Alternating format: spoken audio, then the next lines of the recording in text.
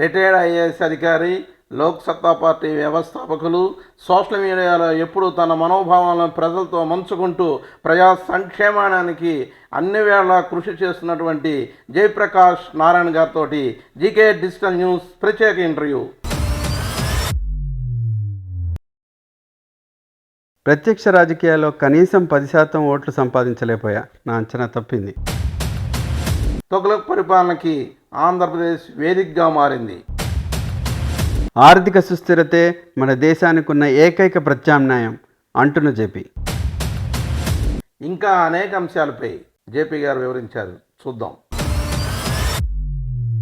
Sir, Suryaprabha enterprises GK digital న్యూస్కి అడగగానే ఇది అవకాశం ఇచ్చి మాకు ఇంటర్వ్యూ ఇస్తున్నందుకు ముందుగా మీకు కృతజ్ఞతలు, ధన్యవాదాలు తెలియజేసుకుంటాం సార్. మై ప్లెజర్ రమణ గారు.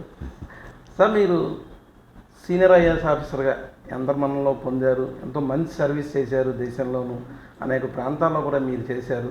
అప్పుడు రాజకీయ నాయకులు తెలుసు, ఆ తర్వాత రాజకీయాల్లోకి వచ్చారు, అది తెలుసు.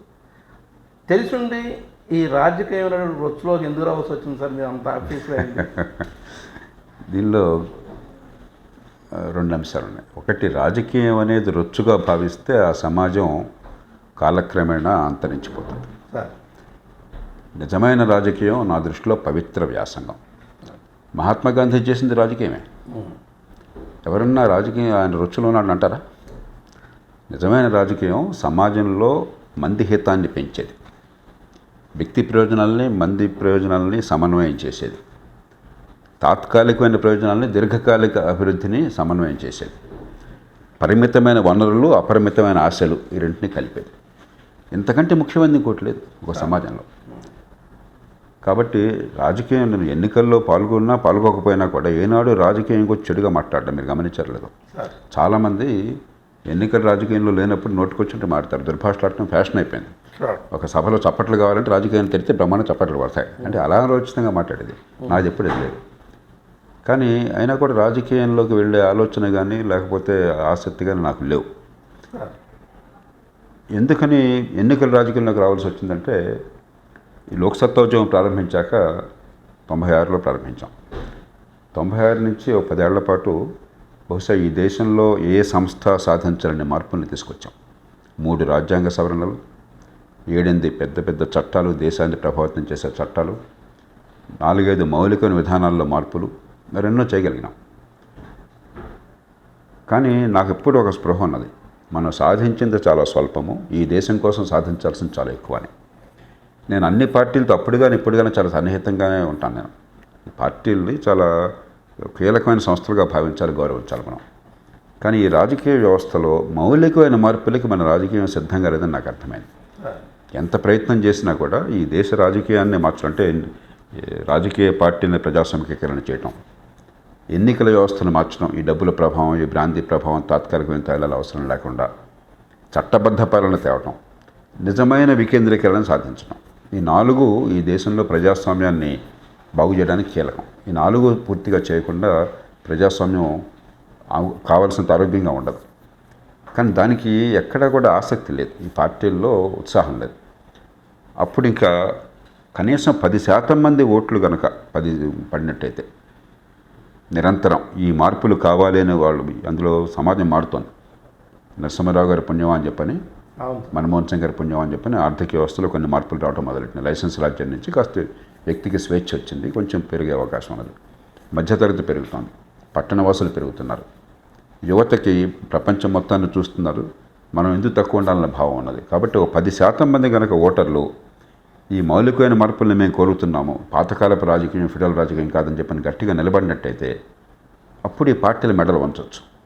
అరే 10% ఓట్లు మనకు కావాలంటే వీళ్ళంతా భవిష్యత్ తరం అంతాను, మరి వీళ్ళని మెప్పించకపోతే మనకు రాజకీయం ఉండదని చెప్పిన భయం కలగాలి. ఆ 10% ఓట్లు ఉన్నాయని నేను అంచనా వేశాను. ఆ 10% ఓట్లు మలచినట్లయితే వీళ్ళందరినీ కూడా కదిలించవచ్చు అని చెప్పని రాజకీయ పార్టీని అది చాలా ఆలోచించి, ఏదో ఉత్సాహంగా సమరోత్సాహంతో కాదు, చాలా ఆలోచించి, రాజకీయానికి నాలాంటి వాళ్ళు సరిపడరు. ఎందుకంటే 100% నిజం చెప్పడం రాజకీయంలో చాలా ఇబ్బంది అవుతుంది, ఎన్నికల రాజకీయంలో. ఎందుకంటే అన్ని వర్గాలని సమన్వయం చేయాలని చెప్పంటే కొన్ని సందర్భాల్లో అర్ధసత్యాలు చెప్పాలి వాళ్ళని. ఎవరిని ఈ దేశంలో అన్ని దేశాల్లో అంతే. రాజకీయం అంటే చాలా సంక్లిష్టమైన ప్రక్రియ. నాలాంటి వాళ్ళకి అది సరిపడదు సాధారణంగా, కానీ అవసరం. ఆ కారణంగా ఎన్నికల రాజకీయంలో ప్రవేశించాను. కానీ నా అంచనా తప్పని తేలింది. 100కి 10 బహుశా 20-30 మంది ఇలాంటిది కావాలనే మనసులో కోరిక ఉంది, కానీ అది కోరిక మన దేశంలో ఉన్న పరిస్థితుల్లో ఓట్ల రూపంలో మారడం చాలా కష్టంగా ఉన్నది. అది మీరు ప్రయత్నం చేస్తుంటే భవిష్యత్తులో మారే అవకాశం ఉంది సార్. ఉన్నటువంటి ఆపుతాం ఎందుకు ఖచ్చితంగా మారుతుంది, ఖచ్చితంగా మారుతుంది. నేను పూర్తిగా ఆశావాదని. లోక్సత్తా పెట్టారు, గెలిచారు మీరు. తర్వాత మళ్ళీ పార్టీ ప్రస్తుతం ప్రజల్లో పూర్తిగా రావట్లేదు లోక్సత్తా పార్టీ. అందుకని ఎన్నికల్లో ఎప్పుడైతే పాలు పంచుకోమో పార్టీ కంటే ఉద్యమం ముఖ్యం. ఆ బ్రాండు, ఆ లక్ష్యాలు ముఖ్యం తప్ప పార్టీగా పెద్ద పెద్ద ప్రాధాన్యత ఉండదు. కానీ ఆంధ్రప్రదేశ్లో, అప్పటి ఉమ్మడి ఆంధ్రప్రదేశ్లో, కర్ణాటకలో, తమిళనాడులో, మహారాష్ట్రలో మరికొన్ని చోట్ల చాలా గట్టి ప్రయత్నం చేశాం. అన్ని చోట్ల ఒకటే అనుభవం వచ్చింది. హైదరాబాద్ నగరంలో 8-10% ఓట్లు పడుతున్నాయి. గ్రామ ప్రాంతాల్లో 1% కూడా పట్టలేదు.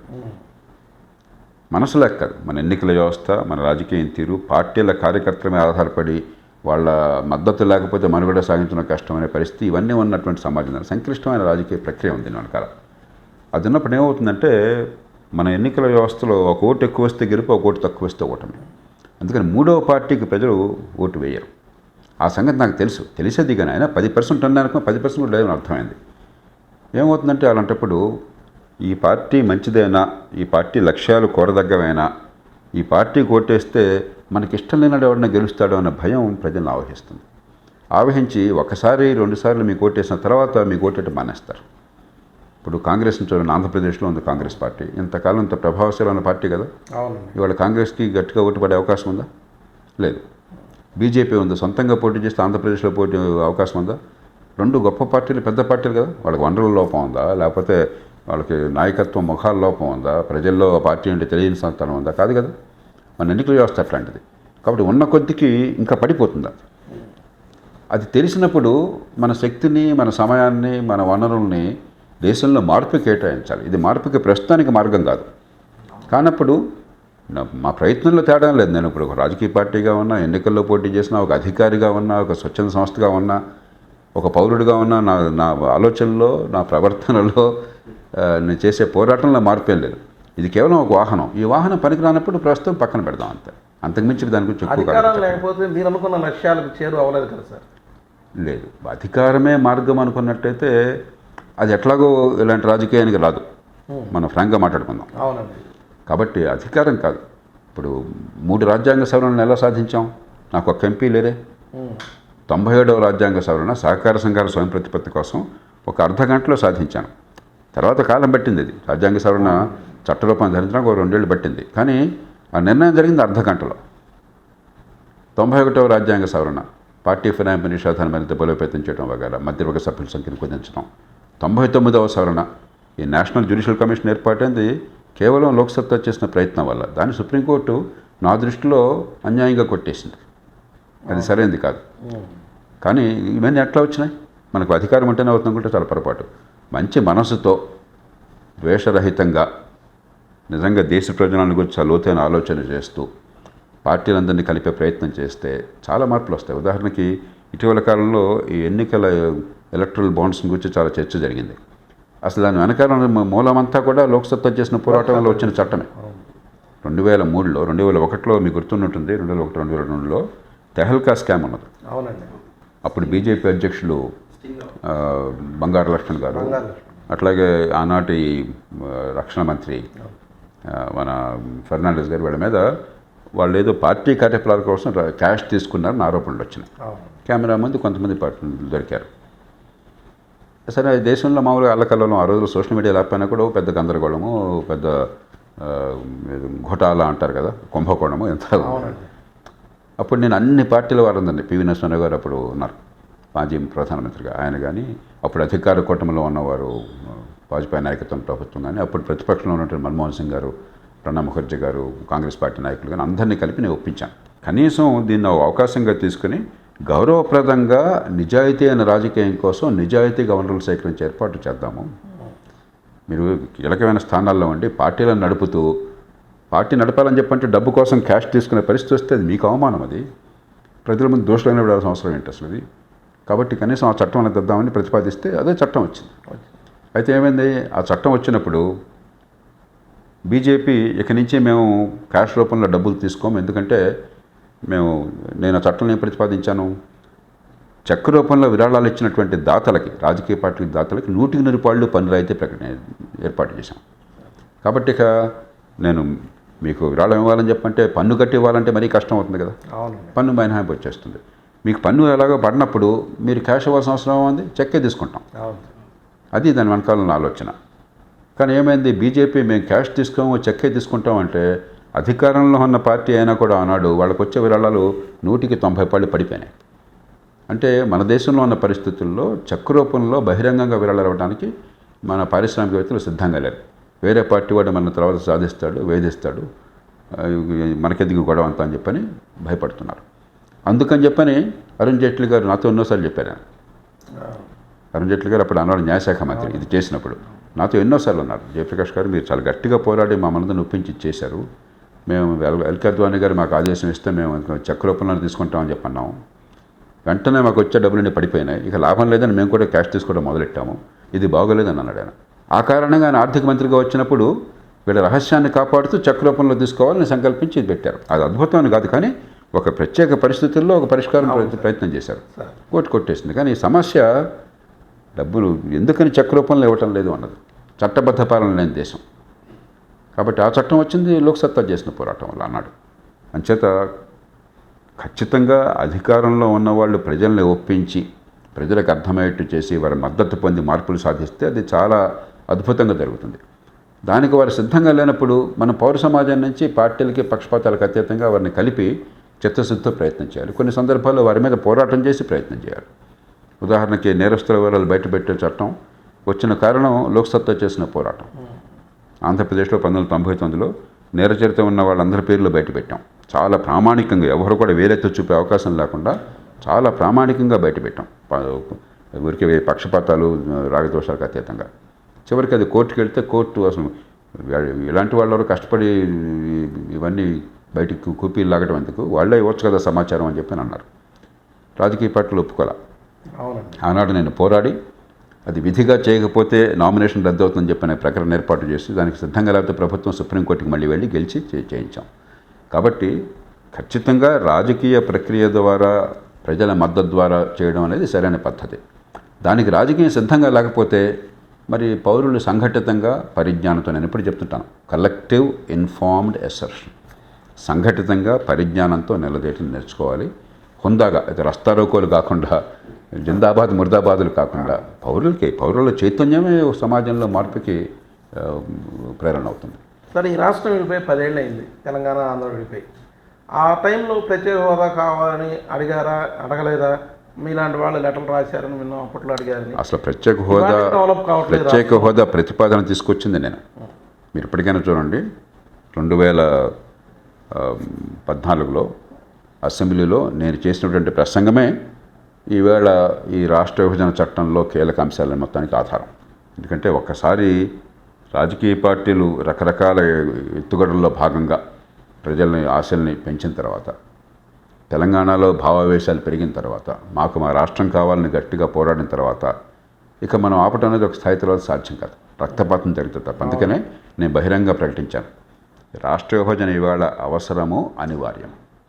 కాబట్టి ఇప్పుడు ఆలోచించాల్సింది ఎలాగ బలవంతంగా దాన్ని ఆపటం అని కాకుండా అది ఎలాగో ఆగే పరిస్థితి. అటు కాంగ్రెస్ కావాలని బీజేపీ కావాలనుకుంటే మీరు నేను ఎట్లా ఆపుతాం? మనకేదో ఉర్దూలో ఒక సామెత ఉన్నది, బీబీబీ రాజీ హోతా కాజీ కోన్ హే రోక్నే వాళ్ళ అని చెప్పని. వాళ్ళిద్దరూ కలిసి దేశంలో ఒక రాష్ట్రం ఏర్పాటు చేయాలంటే మనం ఎవరు ఆపే శక్తి లేదు మనకి. రాజకీయ పార్టీలు చాలా రకరకాల తప్పిదాలు చేసినాయి రాజకీయ కారణంగా. కాబట్టి ఆ స్థాయి వచ్చిన తర్వాత అవశేష ఆంధ్రప్రదేశ్, హైదరాబాద్ని కోల్పోయి ఆంధ్రప్రదేశ్ ప్రజలను ఎలా కాపాడారు దాని మీద దృష్టి పెట్టాను. ఆ రోజు ప్రసంగం అంతా దానికి వచ్చాను, చాలా వివరంగా చెప్పాను. అది అవగానే ఆ రోజు సాయంత్రం జయరాం రమేష్ గారు ఫోన్ చేశారు నాకు ఢిల్లీ నుంచి. జయప్రకాష్ గారు, ఇప్పటిదాకా మేము ఏదో నిర్ణయం చేసాం, ఏం చేయాలి ఎలా చేయాలో అర్థం కావట్లేదు, మీరు ఒక రోడ్ మ్యాప్ ఇచ్చారు, థ్యాంక్ యూ, మేము ఇప్పుడు ఆ రకంగా చేస్తామని చెప్పన్నారు. అంటే విడిపోవడం తప్పంటారా, ప్రత్యేక హోదా ఇవ్వకపోవడం తప్పంటారా? విడిపోవటం తప్పు రైట్ అనేది అనవసరం. ప్రజలు ఒక స్థాయి వచ్చిన తర్వాత రాజకీయ ప్రక్రియలో, చరిత్రలో పార్టీలు తాత్కాలిక రాజకీయం కోసం చెప్పిన డ్రామాలు ఆడిన తర్వాత, నేను పరిశోధన పదాలు వాడను కానీ నిజం ఇది, డ్రామాలు ఆడారు మనసులో ఒకటి పైకొకటి. ప్రజల్లో భావావేశాలు పెరిగిన తర్వాత మరి మా రాష్ట్రాన్ని మేము పాలించుకుంటామని చెప్పండి తప్పే ఉంది అది ఒక దేశం లోపల. కాకపోతే జరిగిన తీరుని అప్పుడు నేను ఇప్పుడు కూడా విమర్శిస్తున్నాను. దేశంలో ఒక సమాఖ్య వ్యవస్థ ఉన్న దేశంలో, ఫెడరల్ వ్యవస్థ ఉన్న దేశంలో రాష్ట్రాలు మున్సిపాలిటీలు కాదు, ఇష్టం వచ్చినట్టు బలవంతంగా మార్చేయడం అని చెప్పినది కరెక్ట్ కాదు. ఆ రాష్ట్ర ప్రజల మధ్య ఏకాభిప్రాయాన్ని సాధించి ఎట్లాగైతే మధ్యప్రదేశ్, మరి ఉత్తరప్రదేశ్, అలాగే బీహార్ ఆ రాష్ట్రాల్లో జరిగింది కదా. అప్పుడు ఎన్నేళ్ళైనా ఓపికగా ఎదురు చూశారు. ఆ రాష్ట్రాల్లో అన్ని ప్రాంతాలు కూడా కలిసి వచ్చి ఒకటొమ్మటికి బీహార్లో లాలూ ప్రసాద్ ఒప్పుకోవాలి జార్ఖండ్ ఏర్పాటుకి. కానీ చివరికి ఆయన ఒప్పుకునేదాకా, ఆ రాష్ట్ర శాసనసభ తీర్మానం చేసేదాకా చేయలే. అందరిని కూర్చోబెట్టేది పరిష్కారం. మన రాష్ట్రంలో అలా జరగాలి. ఆ ప్రక్రియ జరిగిన తీరు పొరపాటు తప్ప రాష్ట్రాల ఏర్పాటు ప్రజలు కావాలని కోరుకుంటే అది ఒక రాజకీయ నిర్ణయం దర్శనం. దాని గురించి పెద్దగా ఆలోచన ఇప్పుడు రాష్ట్రం ఏర్పాటు అయితే ఏమైపోయింది? ఊరికే మ్యాప్ మీద ఒక గీత గీశారు. నేను ఆనాడు చెప్పాను, తెలంగాణ ఏర్పడితే అద్భుతాలు జరగవు, ఉపద్రవం రాదు. ఈ రెండు భ్రమలు పెట్టారు. ఇది వస్తే అద్భుతాలు జరుగుతున్నాయి ఒక పక్కన చెప్పారు, ఉపద్రవం వచ్చేస్తే ఇంకో పక్కన చెప్పారు. రెండు అబద్ధాలు. ఒక రాజకీయ ఏర్పాటు అంతే, దానికి అంతగా మనం రెస్పాండ్ అవ్వాల్సిన అవసరం లేదు. సార్, దానికి సంబంధించిన మీరు ఎప్పుడు ఆటగాళ్ళు మారక్కర్లేదు కానీ ఆట నియమాలు మారుతుంటారు. ఇప్పుడు స్టేట్ అండ్ యూనియన్ ఎలక్షన్స్ ఒక రకంగా జరుగుతున్న టైంలో ఏమైనా ఈ ఆట నియమాల్లో నాణ్యత ఏమైనా పెరిగిందా? ఇప్పుడు కొంచెం కొత్తగా ఫస్ట్ టైం ఓటర్స్ ఉంటారు, వాళ్ళు కూడా నిరుత్సాహపడకుండా ఓకే నియమాలు కొంచెం మారుతున్నాయి, అవి ఏంటో మీరు చెప్తే కొంచెం ఉత్సాహంగా ఆటగాళ్ళు కొంత పరిణితి చెందుతున్నా ఆట నియమాలు కూడా మారుతున్నాయి, వాటిలో నాణ్యత పెరుగుతోంది అన్న భావన ఉంటే వచ్చి ఓటింగ్ చేయడానికి కూడా ఎక్కువ అవకాశం ఉంటుంది కదా, దాని మీద మీ అభిప్రాయం? పవన్ గారు, ముందు మన యువత అంతా అర్థం చేసుకోవాల్సింది, మధ్యతరగతి అర్థం చేసుకోవాల్సింది, ప్రజాస్వామ్యం అనేది ఒక్కరోజున అద్భుతంగా రాదు. ఏ ప్రజాస్వామ్యం కూడా లోపాలు లేకుండా ఉండదు. అమెరికాకి 400 ఏళ్ల ప్రజాస్వామ్య చరిత్ర ఉంది. 1619లో వర్జీనియా రాష్ట్రంలో మొట్టమొదటిసారిగా అమెరికాలో ప్రజాస్వామ్య ప్రక్రియ ప్రారంభమైంది. 1619. అలా రాష్ట్రాలన్నింటిలో ప్రజాస్వామ్య ప్రక్రియ వచ్చి వాళ్ళ రాష్ట్రాలకు వాళ్ళ నాయకులను ఎన్నుకోవడం అంతా వచ్చి, రాష్ట్రాలకి నగరాలకి మేయర్లను ఎన్నుకోవడం వచ్చి 1776లో అందరూ కలిసి ఒక అమెరికా సంయుక్త రాష్ట్రాల దేశంగా ఏర్పడి ఒక రాజ్యాంగాన్ని ఆ తర్వాత ఏర్పాటు చేసుకున్నారు. అన్నేళ్ల అనుభవం ఉంది, అంత సంపద ఉంది, అంత టెక్నాలజీ ఉంది, ప్రపంచాన్ని మొత్తాన్ని గడగడలాడించేంత సైనిక పాఠం ఉన్నది. మరి అక్కడ ఆ దేశంలో ఒక నాయకుడు ఎన్నికల్లో ఓడిపోయి, స్పష్టంగా ఓడిపోయి నేను గెలిచానని బొక్కాయిస్తున్నాడు. ఆ దేశంలో ప్రజలు 130 మంది నమ్ముతున్నారు ఆ మాట. పార్లమెంట్ మీద దాడి చేశారు. కాబట్టి అంత పరిణతి చెందిన దేశాల్లోనే ప్రజాస్వామ్యంలో గందరగోళం ఉంటే ప్రజాస్వామ్యం ఒక్కరోజు అందంగా అద్భుతంగా ఉండదు. అంచేత మనం దాన్ని బట్టి అంచనా వేయకూడదు. స్థూలంగా మన దేశంలో ఖచ్చితంగా ఎన్నికలు చాలా పోటీతో జరుగుతుంది. ఇప్పుడు ఎన్నికలు చూడండి, ఎంత పోటీ అసలు. వీళ్ళు గెలుస్తారా వాళ్ళు గెలుస్తారని చెప్పిన పోటీ నిజమైనది కాదా? ఇది అబద్ధమైనది కాదు కదా, నిజమైన పోటీ. మనకి రాజకీయ స్వేచ్ఛలు ఉన్నాయి. ఈ పార్టీ ఆ పార్టీ విమర్శించవచ్చు, వాళ్ళు వీళ్ళు విమర్శించవచ్చు, వాళ్ళ భావజాలను ప్రజల ముందు పెట్టచ్చు. మనందరం పార్టీల్లో భాగస్వాములు కాకపోయినా కూడా మనందరం మన భావాలు ప్రజల ముందు చెప్పచ్చు. పూర్తిగా స్వేచ్ఛలు ఉన్నాయి. 3, ఎన్నికైన వాళ్ళు నిజంగా అధికారులు ఉంటున్నారు. వెనకాల ఉండదు మిలిటరీయో, పాకిస్తాన్ లాగా, మరో దేశంలాగా, ఇంకోళ్ళు కాదు. ఎన్నికైన ప్రభుత్వాలు అధికారంలో ఉంటున్నారు. చట్టబద్ధ పాలన సరిగ్గా నడవకపోయినా కూడా నేను ఎన్నికైనా నేను రాజును కాబట్టి నేను చంపేస్తాననే అవకాశం ఎవరికి లేదు. కాబట్టి మౌలికంగా ప్రజాస్వామ్య లక్షణాలు ఉన్నాయి, కానీ లోపాలు ఉన్నాయి. చాలా లోపాలున్నాయి, మనందరికీ తెలుసు. ఇందాక చెప్పాను 4 అంశాలు. లోక్సత్తా ఎందుకని పార్టీకి ఏర్పడాల్సి వచ్చినాయి పన్నప్పుడు నేను 4 అంశాలు చెప్పాను. రాజకీయ పార్టీలు ప్రైవేట్ ఆస్తులుగా చాలామంది అవుతున్నాయి. మన ఎన్నికల వ్యవస్థ బ్రిటిష్ వాళ్ళ నుంచి అరువు తెచ్చుకున్నాం, మనకు పనికొచ్చేది కాదు. ఒక భేద దేశంలో అధికార కేంద్రీకరణ ఉండి ఒక ఓటు ఎక్కువైతే గెలుపు, ఒక ఓటు తక్కువైతే ఓటు మనగానే ఇక ఓట్ల కోసం డబ్బులేరా. మన తెలుగు రాష్ట్రాల్లో చూస్తున్నాం, కర్ణాటక, తమిళనాడు, ఆంధ్ర, తెలంగాణ అన్ని రాష్ట్రాలు చూస్తున్నాం. మనం మిగతా రాష్ట్రాలు కూడా పాకింది ఈ డబ్బుల ప్రభావం. ఓటు అంటే విషయం అర్థం కాకుండా ఉంటాం. ఈ సమస్యలనే ఉన్నాయి. చట్టబద్ధ పాలన కాగితం మీద ఉంది కానీ వాస్తవానికి లేదు. బడితోన్నవాడిదే బర్రె అయిపోయింది. రాజరికంలాగా నడుస్తుంది తప్ప ఏదో జవాబుదారీగా నడవటం లేదు. అధికారం పూర్తి కేంద్రీకృతమైంది. ఈ నేపథ్యంలో నేను ఇందాక చెప్పినట్టుగా మౌలికమైన మార్పులు ఇంకా రావట్లా, కానీ కొన్ని మంచి మార్పులు కనిపిస్తున్నాయి. కొద్దిగా ఒక మెరిటోక్రసీ కనిపిస్తుంది. కనీసం జాతీయ స్థాయిలోనూ, తర్వాత కొన్ని రాష్ట్రాల్లోనూ ఈ మనిషి పదవిలో ఉంటే ఫలితాలని సాధించగలదా లేదా సాధించగలడా ఈయన అన్నది ఒక ప్రమాణంగా వస్తుంది. ఇది సాధించాలి, జాతీయ రహదారులు కావచ్చు, లేకపోతే మరో రంగంలో కావచ్చు ఒక నిర్దిష్టమైన రోడ్ మ్యాప్ పెట్టుకొని ఫలితాలు సాధించాలి. రాజకీయం అంటే ఊరికే శిలాఫలకాల మీద పేరు రాంచుకోవటం కాదు, ఉపన్యాసాలు ఇవ్వడం కాదు, ఫలితాలు సాధించాలి ప్రజలకి అని చెప్పినది అది ఆ మేరకు మంచిది. కనీసం కొన్ని పార్టీలైనా కూడా పూర్తిగా అంతర్గత ప్రజాస్వామ్యం లేకపోయినా కూడా పార్టీల్లో అందరికీ ప్రవేశాన్ని కల్పించి అక్కడ పడి కష్టాన్ని బట్టి వాళ్ళకున్న నాయకత్వ లక్షణాలను బట్టి ఇది అవకాశాన్ని కొంత ఇచ్చే ప్రయత్నం ఇప్పుడే మొదలైంది. కానీ అత్యధిక పార్టీలు ప్రైవేట్ ఆస్తులుగా చాలా మారుతున్నాయి. కాబట్టి ఆట నియమాలు పూర్తిగా మారుతున్నాయి అని చెప్పడానికి లేదు, కానీ కొంత జనంలో కదలికి వస్తుంది. కాబట్టి కొంచెం చైతన్యం ఉన్నవాళ్ళు, మధ్యతరగతి ఆలోచించే వాళ్ళు కొంతమంది పెరుగుతున్నారు. కాబట్టి వాళ్ళని ఆకర్షించాలి, వాళ్ళకి అనుగుణంగా రాజకీయాన్ని చేపట్టాలని చెప్పిన భావన కొంతమేరకు వస్తుంది. కానీ మౌలికమైన మార్పులు ఇంకా ఈ సమాజం దానికి సిద్ధంగా లేదు. రాజకీయ పార్టీలు కొంతకాలం పడుతుంది ఇంకా. సరే, ఇప్పుడు ప్రత్యేక హోదా గురించి చట్టం చేయాలి అనే ప్రతిపాదన ఎందుకు గట్టిగా సమర్థించలేకపోయింది మొదటి నుండి లోక్సత్తా పార్టీ మీ ఆర్గనైజేషన్ కూడా? ఇది చట్టంగా ఉండాలి. చట్టంలో పెట్టారు, చట్టం చేయలేదు కదా సార్. ప్రత్యేక హోదా చట్టంలో పెట్టారు. అంటే అది చేయాలని చట్టం ఉందా? పార్లమెంట్లో ప్రకటన స్పష్టంగా చేశారు, చట్టం చేశారు. కానీ ఏంటంటే అది కొన్ని విషయాలు మహాత్మా గాంధీ ఏదో సందర్భంలో మాట్లాడుతూ పోస్ట్ డేటెడ్ చెక్ అన్నాడు ఆయన. ఇది కాలం చెల్లిన చెక్, వెయిట్ అయిపోయింది. అవునండి. సకాలంలో సరైన రీతిన కనుక పార్టీలు స్పందించినట్లయితే మనకు కొన్ని జరిగి ఉండేవి. ఏమైంది? ఆ ప్రత్యేక హోదా ఇస్తే కొంచెం ఆంధ్రప్రదేశ్ని మనం రాజకీయంగా అక్కడ ప్రాబల్యాన్ని కొనసాగించవచ్చని కాంగ్రెస్ పార్టీ ఏదో ఇవ్వడానికి సిద్ధపడింది. కానీ దీనిలో చాలా అవరోధాలు వచ్చినాయి. తర్వాత సకాలంలో ఈ పార్టీలు కూర్చొని దానికి పరిష్కారాన్ని అన్వేషించాలి. ఎప్పుడైతే ప్రభుత్వం మారింది, ప్రత్యేక హోదాలో ఇబ్బందులు ఉన్నాయి, దాన్ని ప్రతిపాదించాను నేను. కానీ దానిలో ఇబ్బందులు కూడా ఉన్నాయి. ఈవేళ ప్రత్యేక హోదా ఉన్న 11 రాష్ట్రాలు మొత్తం కలిస్తే వాటి మొత్తం జనాభా 8 కోట్లు.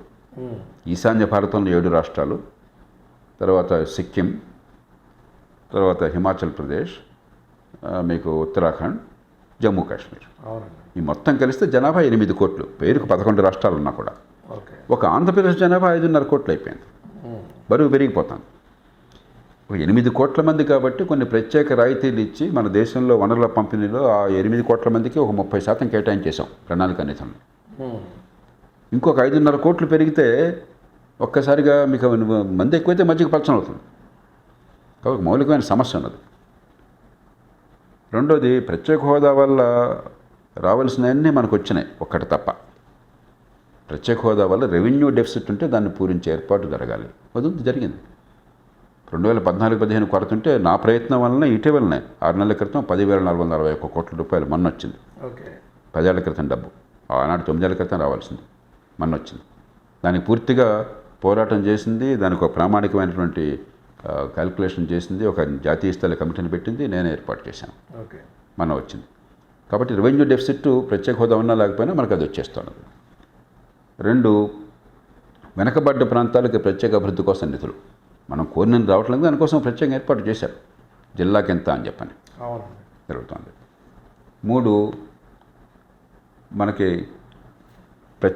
మనకి సెంట్రల్లీ స్పాన్సర్డ్ స్కీమ్స్ అని ఉంటాయి, కేంద్ర ప్రతిపాదిత పథకాలు అని చెప్పానండి. దానిలో ఏంటంటే జాతీయ మొత్తం అనుమానైనా కూడా జాతీయ స్థాయి ప్రభుత్వం, ఫెడరల్ ప్రభుత్వం వాటా కొంత, రాష్ట్రం వాటా కొంత ఉంటుంది. దానిలో రాష్ట్రాల వాటా, ప్రత్యేక ప్రతిపత్తున్న రాష్ట్రాల్లో కొంచెం రాష్ట్రాల వాటా తగ్గించి జాతీయ స్థాయి నుంచి ఎక్కువ ఇస్తారు. ఆ ఏర్పాటు చేశారు. మనకి జరగందల్లా ఏంటంటే ఒకే ఒక్కటి, ప్రత్యేక ప్రతిపత్తితో సంబంధం లేకపోయినా, చాలామందికి ఈ విషయం తెలియదు, ప్రత్యేక ప్రతిపత్తి దానికి సంబంధం లేదు చట్టబద్ధంగా. కానీ ప్రత్యేక ప్రతిపత్తున్న అన్ని రాష్ట్రాలకు కూడా పన్ను రాయితీలు ఇచ్చారు, పెట్టుబడుల మీద పన్ను రాయితీలు. అందుకనే ఇక్కడ హైదరాబాద్ నుంచి ఫార్మా ఇండస్ట్రీ కొంతమంది హిమాచల్ ప్రదేశ్లో పెడతారు, కొంతమంది నార్త్ ఈస్ట్లో పెడతారు, కేవలం పన్ను రాయితీలు ఉన్నాయని చెప్పాను. అది మనకు కూడా ఇమ్మని కోరాం. అది ఒక్కటే మనకు రాలా.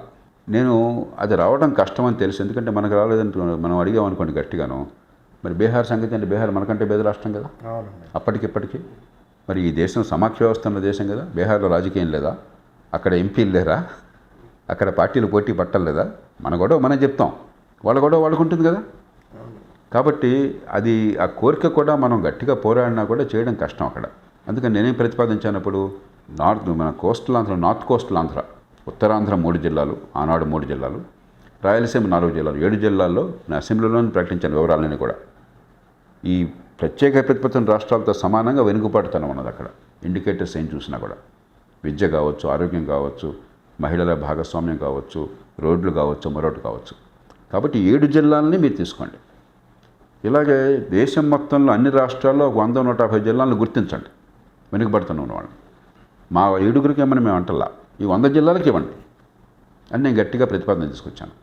దాన్ని ఆంధ్రప్రదేశ్లో పార్టీలు పట్టించుకోలేక అప్పుడప్పుడు డ్రామాలు చేసి రస్తారోకోలు చేయడం తప్పితే నిజాయితీగా ఒడుపుగా మన ప్రయోజనాలు ఎలా సాధించుకోవాలి. ఇక్కడ మీరు హైదరాబాద్లో అమరావతిలో నరిస్తే మీకేం జరగదు. అందులో ఇతరులు పోటీకి ఉన్నారు. మరి వాళ్ళకి నష్టం జరిగితే వాళ్ళు ఒప్పుకుంటారా ఒక ప్రజాస్వామ్య రాజకీయంలో? కాబట్టి వాళ్ళకి సంతోషంగా ఉండాలి, మనకి సంతోషంగా ఉండాలి, ఒడుపుగా చేయాలి. మన 10,440 కోట్లు ఎట్లా వచ్చినాయి? నేను జాతీయ స్థాయిలో నిపుణులను కూర్చోబెట్టి దీనిలో తెలుగు వాళ్ళని పెట్టలా, తెలుగు వాళ్ళతో పాటు జాతీయ స్థాయిలో పెట్టాను. అపారమైనటువంటి నైపుణ్యం ఉన్న వాళ్ళని పెట్టాను, క్రెడిబిలిటీ ఉన్న వాళ్ళని పెట్టాను. పెట్టి మనకు అర్హత లేనివి నేనే తీసేశాను. ఉదాహరణకి రాష్ట్ర విభజన తర్వాత కొన్ని పార్టీలు రుణమాఫీ ప్రకటించినాయి. రాష్ట్ర విభజన తర్వాత రుణమాఫీ మీరు ప్రకటించుకుంటే ఆ డబ్బు ఢిల్లీ భరించాలా? ఎందుకు భరించాలా? అది తప్పు నేనే తీసేశాను. కొంతమంది మరి రిటైర్ అయిన అధికారులు, మంచి మనసు ఉన్న వాళ్ళు చాలా బాధపడ్డారు. ఏం జయప్రకాష్ గారు మీరు అనవసరంగా ఎందుకు ఆపుతున్నారు? నేనేం ఆపట్లేదండి. అది పెడితే మన పరువు పోతుంది, మన మీద నమ్మకం ఎవరికి ఉండదు.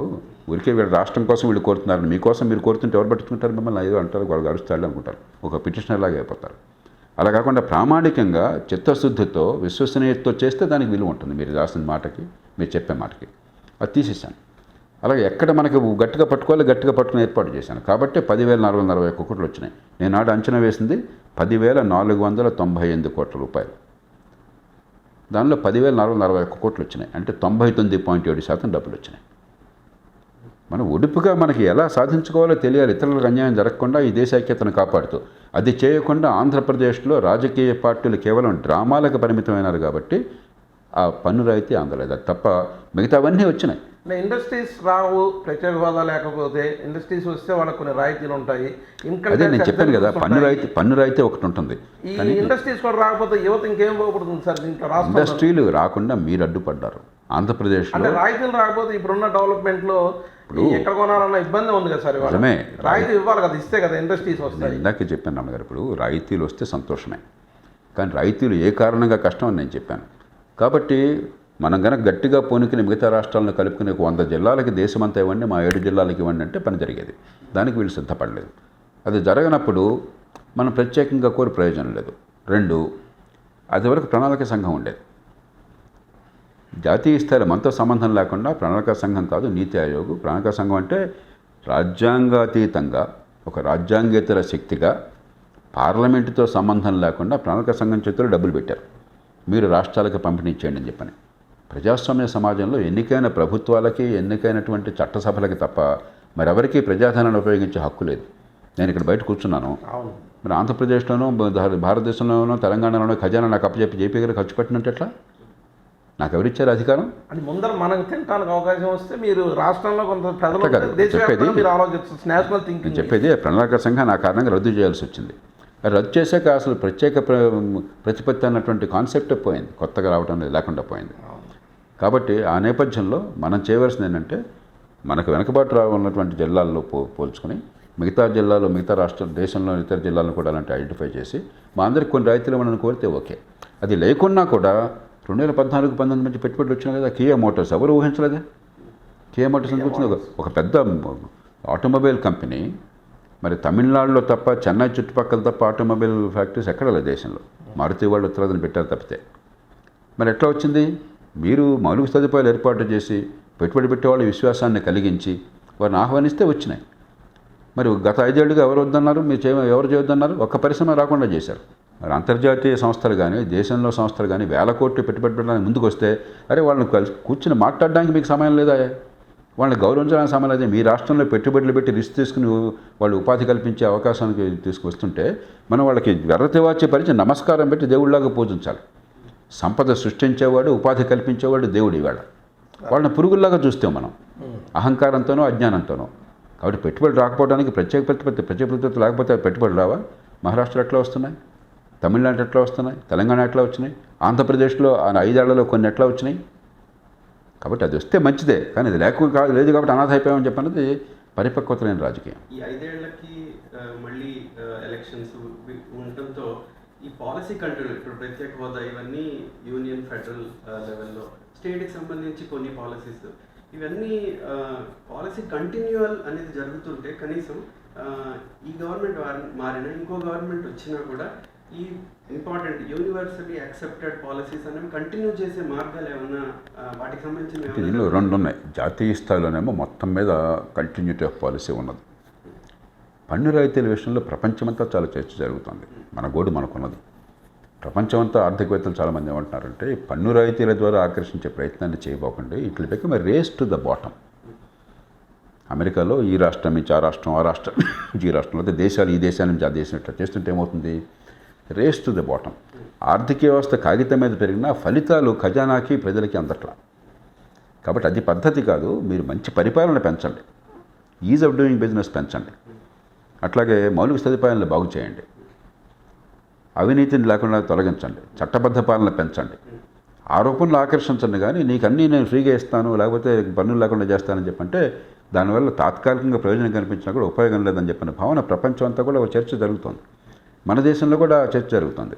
ఆ నేపథ్యంలో ఒకప్పుడు పన్నుల రాయితీ తప్ప ఇంకోటి మార్గం లేదనుకున్నటువంటి దీని నుంచి క్రమక్రమంగా మనం ఇది పద్ధతి కాదు, ప్రపంచం మొత్తం లాగానే ఒక పెట్టుబడిని అలాగే పోటీని ఆర్థిక స్వేచ్ఛని పెంచే వాతావరణం కావాలని దానికి వచ్చాం మనం.